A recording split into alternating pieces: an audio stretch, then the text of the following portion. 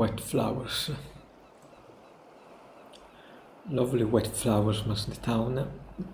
They bloom on every street corner, not in beds or left fields set aside for the cultivation, but blending naturally in profusion with every row of houses. They store the beginning and blossom and grow up together.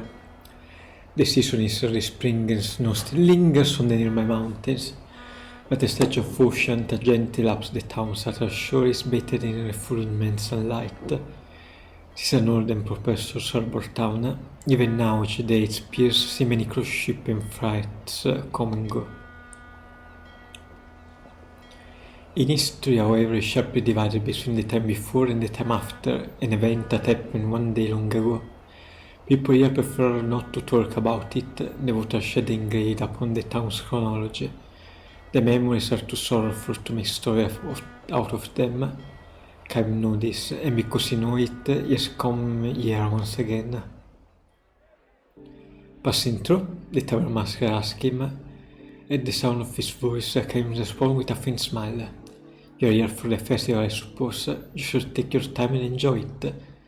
The man is in a spirit. He has joined his customers in a glass after glass until now, and is quite red in the face.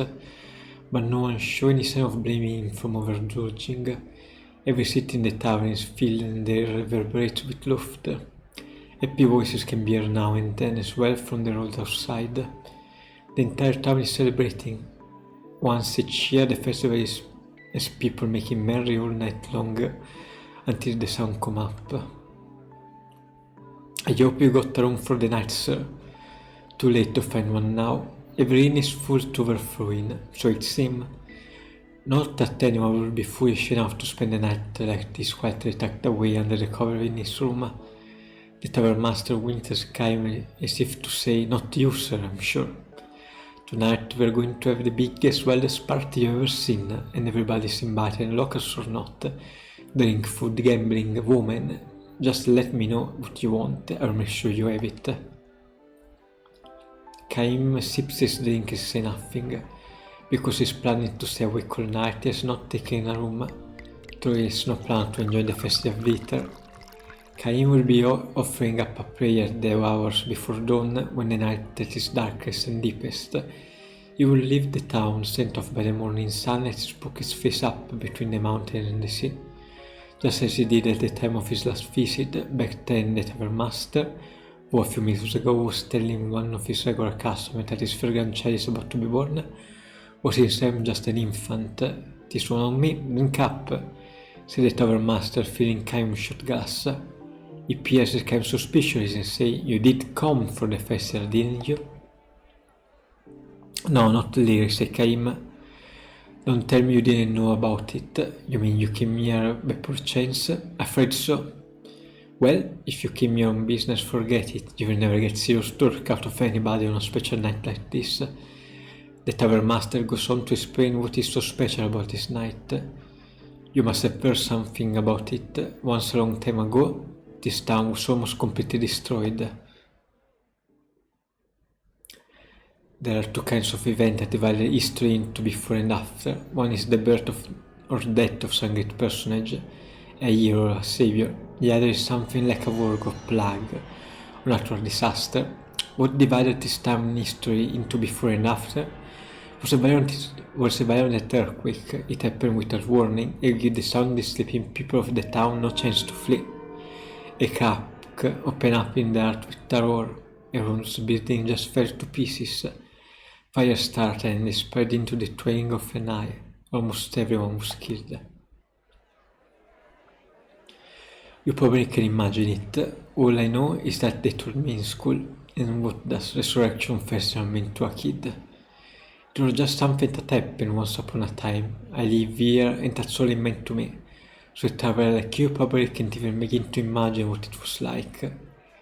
Is that what they call this holiday, Resurrection Festival?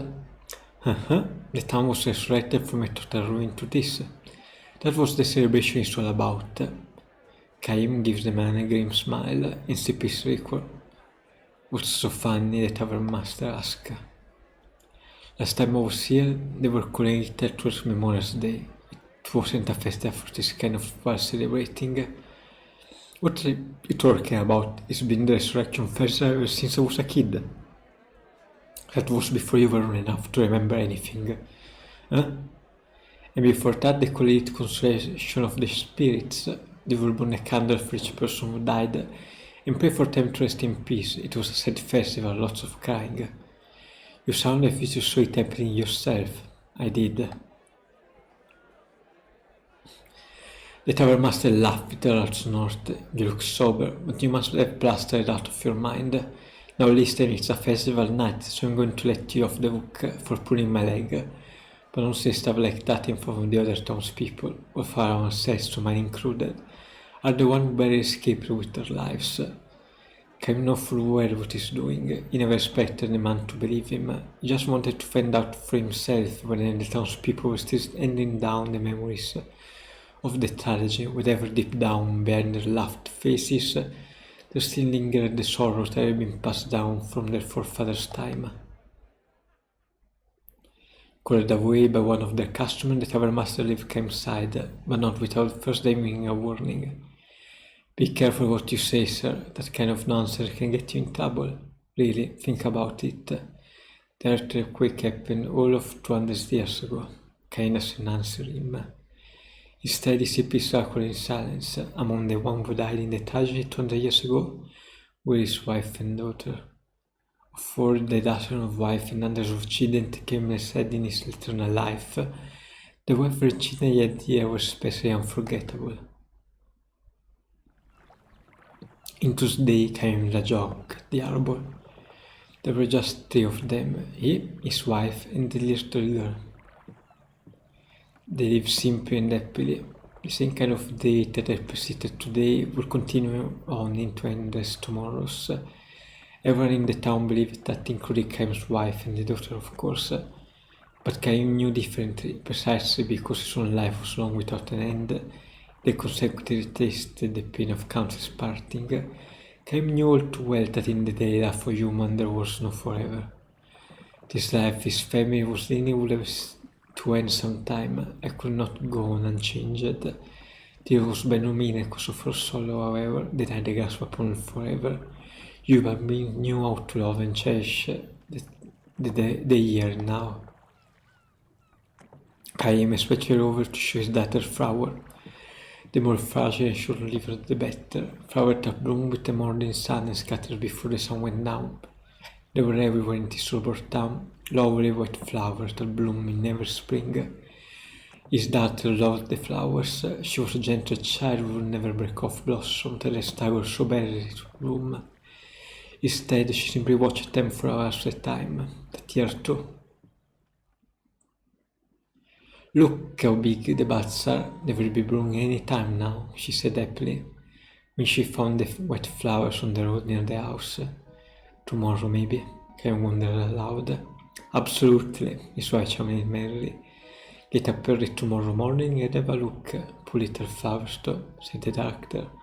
It's nice when they bloom, but when they wither right away. Or the better, said Cain's wife.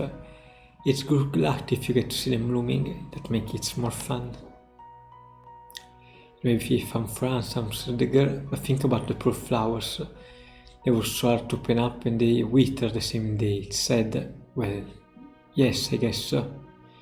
A momentary air of sadness flew into the room, but Cain quickly dispelled it with a laugh. Happiness is not the same thing as longevity, he proclaimed. What does that mean, Papa? It may not bloom for long, but the flower is happy. It can open the priestess blossom. It gives off the priestess perfume. It's know how to make it when it is blossoming. The girl seemed to be having trouble grasping this and simply nodded with a little sigh. His head broke into a smile and said, it must be true if you say so, Papa. Your smile most beautiful than any flower in full bloom. He should have said it to her. Cain later regretted that he had not. The word he had been uttered so carelessly, he came to realize turned out to be something of a prophecy. Well now, young lady, he said, if you're getting up early to see the flowers tomorrow morning, you better go to bed right now.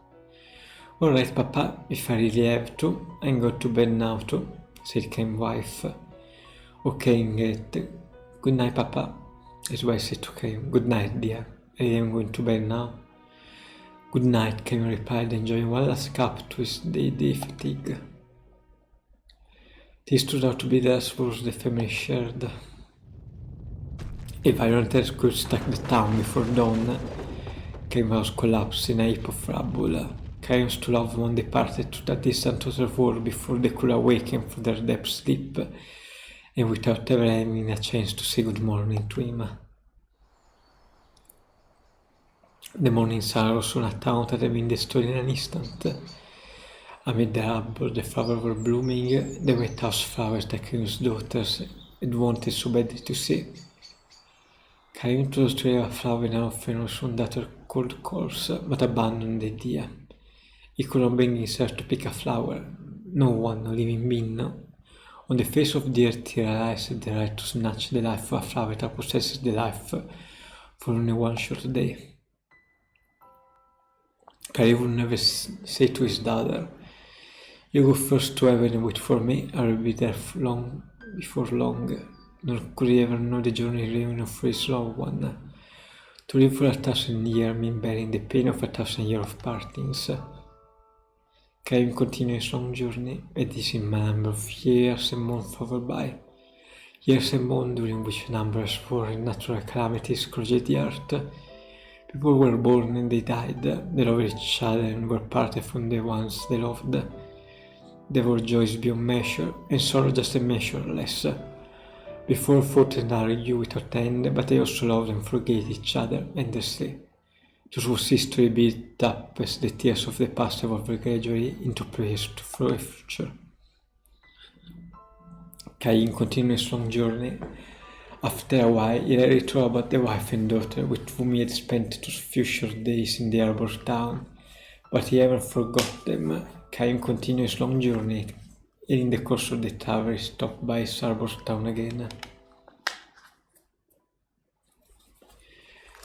As the night deepens, of the castle increases by now as a hint of light coming to the eastern sky, without a signal for anyone to not give way to silence. Cain has been standing in the town center square. The revelers too have found their way here, one at a time, until almost before you know it, the stone paved paths are filled with people. Cain feels a tap on the shoulders. He didn't expect to find you here, said the tavern master.